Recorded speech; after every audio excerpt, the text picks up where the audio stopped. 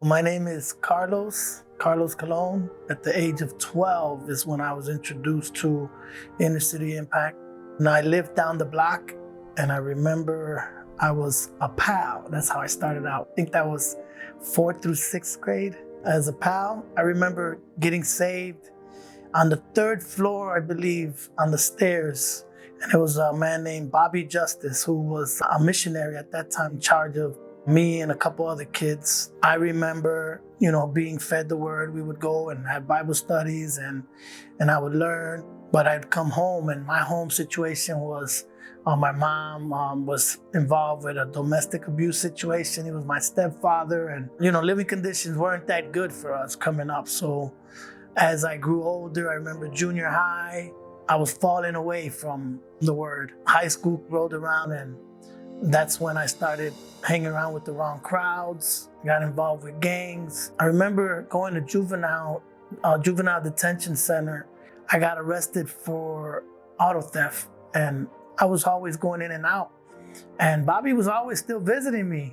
He was always still checking on me. After juvenile, though, I started getting a little older in the gangs, and things started getting rough.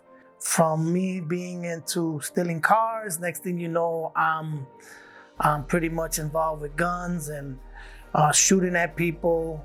And I got shot when I was 20 years old. I'll never forget. I was so heavily involved in gangs that I was ashamed to even go back to visiting the Inner City Impact and the team there. Sometime later, I ended up committing a murder.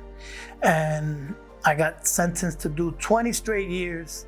But I learned that, the seeds that were planted in me in the 80s when I was in Inner City Impact from people like Bobby, they were still in my heart, and God was still watering them.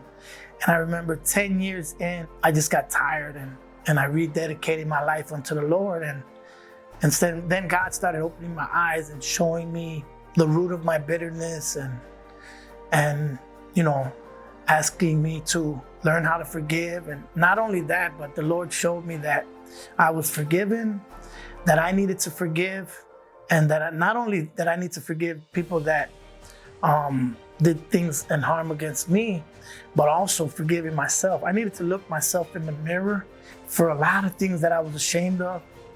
And so God delivered me from that. I came home after 20 years, and I ended up getting a hold of Bobby. Actually, Bobby and his wife, Helen, were always trying to get in touch with me. So that was a blessing to see, because those were two key people in my life. I have a blended family. Before I went to jail, I had a boy. He's doing well. And my wife has 2 daughters. They're doing well. We have a son who's 4 years old.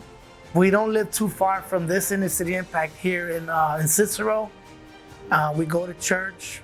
I've been going to a church called New Life Covenant. Been with them since I came home.